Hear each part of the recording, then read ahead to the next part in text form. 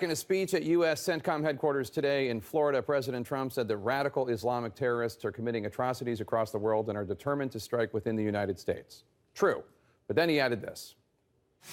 You've seen what happened in Paris and Nice. All over Europe, it's happening. It's gotten to a point where it's not even being reported. And in many cases, the very, very dishonest press doesn't want to report it. They have their reasons, and you understand that. Joining me now to talk about it, my political panel, we have with us Republican strategist and pollster Kristen Isoltis Anderson, Washington Post columnist and associate editor David Ignatius, and White House correspondent for the Wall Street Journal, Carol Lee. David, he's alleging that the media doesn't cover terror attacks in Europe and that we don't want to. Do you have any idea what he's talking about? No, and I have to be honest, as a journalist, I'm really troubled by that. We have brave colleagues who every day are taking big risks to cover these stories. Look at the New York Times, which the president demonizes often. The New York Times this weekend had an outstanding piece of reporting about how ISIS has been reaching out, is more involved in some attacks in Europe and abroad. We're doing a version of that story later in the show with that reporter from the Times. Yeah. It's particularly inappropriate when we have colleagues who are doing everything they can to bring this story to America, for the president to suggest that we don't take this story seriously. You know, I'd love to sit down with him and go through. I have about 100 examples I'd like to show him. I don't even understand it. I think a lot of it has to do with Donald Trump views himself as being the voice of people who are very scared. And when people sort of feel like, well, there are all these things happening in Europe and Donald Trump says that they're happening, Donald Trump validates that I should be afraid. I think that's a big piece of why this is in his message. This is why over the weekend he said if there's an attack in the United States as a result of this judge saying that my travel ban can't go into place, it'll be the judge's fault. That for him, a population that is afraid, that is deeply concerned about threats coming in from overseas, people causing attacks here in the United States, that benefits him, he thinks, and I think that's why he seeks to stoke this fear. You know, it just occurred to me when you were saying that as to what this also might be, which is the Germans are very upset about the fact that there are all these fake news reports in Germany and throughout Europe of immigrants, refugees, attacking European women and carrying out terrorist attacks. Clearly, first of all, let me just say, there are legitimate ones that happen, but there are a lot of fake ones, and that it explodes in social media, and then by the time the police and national security apparatus investigate, nothing happened, but the hysteria already got out there. Maybe he's talking about the fake news stories. Potentially. I've asked the White House for some examples, so I'll let you know when they get back with some examples. I don't know what he is talking about, but this is another way in which, and I know we're only several weeks into this administration, this is so dramatically different from the Obama administration, which would say that journalists overcover these things and hype up the terrorists. And so it's kind of a little bit of whiplash. I don't know what he is referring to, but I do know that any news organization, when there's any kind of attack, we are all over that. Yeah, and in fact, let me just read this, the White House spin. Sean Spicer, the press secretary, was on Air Force One. He was asked about this crazy quote, and he said that there are certain terror events, quote, that aren't exactly covered to a degree on which they should be. That was what the president meant, which of course is not what the president said. One thing I want to ask about also is what President Trump said to Bill O'Reilly about Putin. O'Reilly said, Putin is a killer. He said there are a lot of killers who think our country's so innocent.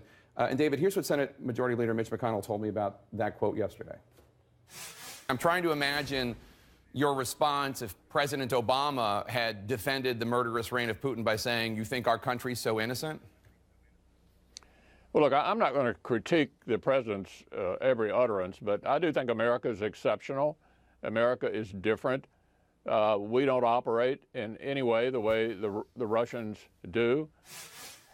Retired General Barry McCaffrey earlier today called the comment by President Trump about Putin comparing it favorably or at least equally with the United States un-American. Senator McConnell's comment and McCaffrey's also suggests that Donald Trump is running out of runway with comments like this. These are so upsetting, so offensive to people in his own party. And I think that more and more my focus as I try to cover this story of this presidency is on Republicans in Congress. They're the people who are going to have to draw clear lines, say this is unacceptable, this does not speak for our party, for our country. And to the extent they do that, I think there's some protection. If they don't, I'm worried. I want to ask you, because you're a pollster, and President Trump said today, any negative poll yes. is fake news. I almost enjoy the honesty of that tweet because, frankly, look. You're such a positive well, person. I'm trying to be chipper. Look, you can say, I think the polls are bad. I think the polls are broken. I think the polls can't be trusted. Those are valid statements to make. That's a debatable point. Saying, I only distrust the negative polls is not actually a position that is tenable, but frankly, that is the position that he holds. So kudos to him for being at least honest about it. I think there's a lot that the polling industry needs to do to figure out how we can regain trust, how we can make sure that people believe the numbers that we're putting out. But you can't just say only the negative polls are bad. That's not how it works. Well, and the same thing with the work we do. The negative stories, the unflattering stories are fake, he says. Yes, this is a pattern. I mean, Donald Trump is a president who needs an opponent. There's always an opponent. The polls are the opponent, the media is the opponent, you know, whoever it is that's getting in his way. The judge is the opponent. And that's the way he sees the world. And that's where a lot of this stuff is coming from.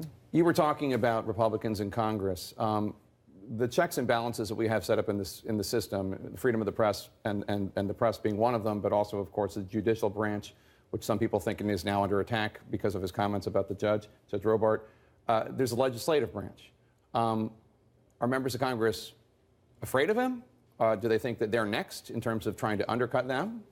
Well, it depends on how popular he is. I mean, members of Congress kind of go with the political wins. His polls are down, and I think that's going to embolden members of Congress. We're going to see how strong our system is. We're going to see whether the checks and balances work. I have been tremendously encouraged by rulings like Judge Robart's. It shows that we have rule of law. That's what we pride ourselves on, but it's going to be tested. Well, it'll be interesting to see how long Republicans can you can almost see in your interview with Senator McConnell, they're just like, he keeps putting them in these very uncomfortable positions. Exactly. When McConnell came on the show, he just wanted to talk about Judge Gorsuch. Right. But from the time we booked the interview until the time he did the interview, there were, 50 sprays of crazy. And there's a number of things that you've seen Senator McConnell say where those of us in Washington can tell it's like McConnell's hair is on fire, even though it doesn't sound that way, because he's so subdued. And a number of things that Trump has said have led to that, including that. Great panel. Thanks for being here, one and all. Appreciate it.